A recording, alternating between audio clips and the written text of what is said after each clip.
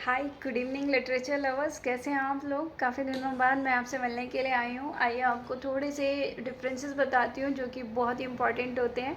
General differences हैं जैसे कि जब भी कोई हम वर्क ऑफ आर्ट पढ़ते हैं, माइंड मीन्स लिटरेचर पढ़ते हैं, तो उसके अंदर कुछ चीज़ें होती हैं जो स्टार्टिंग में लिखी होती हैं। कई बच्चों को उनका मीनिंग नहीं पता होता, जैसे कि preface, prologue, introduction and foreword. बच्चों को इनका मीनिंग नहीं पता होता कि इनके बीच में डिफरेंस क्या होता है। प्रीफेस जो होता है, प्रीफेस सबसे पहले लिखा जाता है। प्रीफेस ऑथर का पॉइंट ऑफ व्यू होता है अबाउट द बुक में जो ऑथर का पॉइंट ऑफ व्यू होता है वो प्रीफेस, उसको हम प्रीफेस कहते हैं। इसमें प्रीफेस में जो हमारा राइटर होता है वो ये बताता है कि उसने ये बुक बेसिकली क्यों लिखी है, उसको कहाँ से आइडिया आया और क्या आइडिया आया।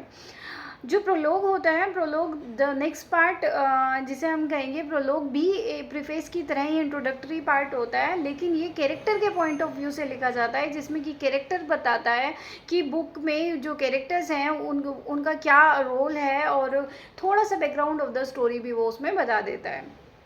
इंट्रोडक्शन जो होता है वो इंट्रोडक्शन इसलिए लिखा जाता है ताकि जो इंट्रोडक्शन जो है वो बुक का ही एक पार्ट है, जिसके अंदर जिसे कहा जाए कि समराइज़ कर देते हैं स्टोरी को। उसके अंदर इंट्रोडक्शन के अंदर थोड़ा सा शॉर्ट समरी के तरीके से दिखा देते हैं। और इंट्रोडक्शन और प्रीफेस के अंदर एक ही डिफरेंस होता है कि जो इंट्रोडक्शन होता है वो जनरली अराबिक न्यूमरल्स में लिखा जाता है, और जो प्रीफेस होता है वो रोमन न्यूमरल्स में लिखा जाता है। इसके बाद हमारा आता है फॉरवर्ड। फॉरवर्ड क्या होता है? फॉरवर्ड एक्चुअली जो ऑथर होता है वो नहीं लिखता, ये कोई थर्ड पर्सन होता है, जैसे कि कोई बहुत एमिनेंट पीपल होते हैं जिनसे फॉरवर्ड लिखवाया जाता है ताकि बुक की पब्लिसिटी हो सके, और वो जो है वो बुक के बारे में थोड़ा सा हमें और एक्स्ट्रा में बताता है।